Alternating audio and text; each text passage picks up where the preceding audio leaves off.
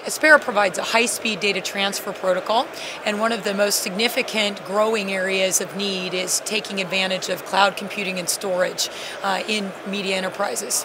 One of the fundamental technology challenges then is getting media data in and out of the object storage. So we are announcing here at IBC a service offering for Microsoft Azure in partnership with Microsoft that allows for transfer of any size media file data in and out of Azure. This is a sister offering to what we currently offer for the Amazon Web Services platform with direct transfer to and from Amazon S3. Actually, Netflix is a customer of Amazon Web Services, and they do use our software for significant data transfer over 100 terabytes a month, actually in and out of S3. And this offering for the Azure Blob is a corollary to that opens up the same kind of possibilities for data transfer in and out of Azure with media files of any size at global distances and transfer between the two clouds.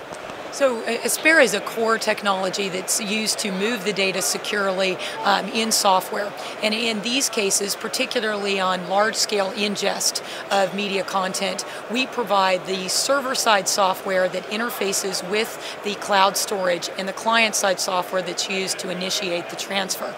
And then our protocol, core technology called FASP, is used over the wide area in that data transfer to provide high speed and predictable throughputs.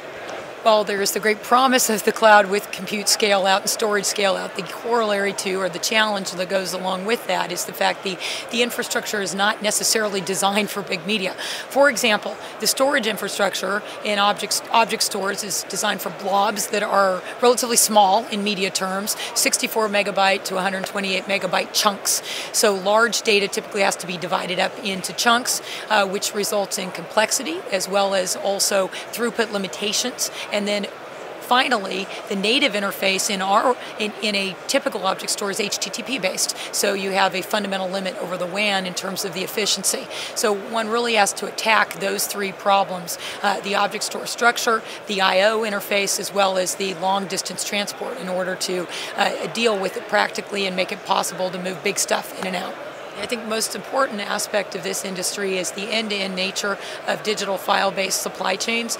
And for us, being in the middle of data transfer, our customers are expecting us to provide a full solution that not only moves the media, but also gives it the ability to be verified and also to be integrated nicely into several types of workflows. So we have spent a great deal of time making an open platform that combines together with workflow management and extensive APIs.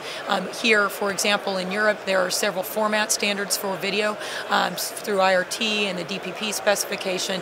Those are things we build plugins for that we interface on either side of delivery. And then also we provide a pretty significant SDK and developer network resource that allows us to integrate into media workflows. And I think that's been the #1 driver for us in our sort of openness of our platform and the expansion of it, in addition to the performance and cloud integration.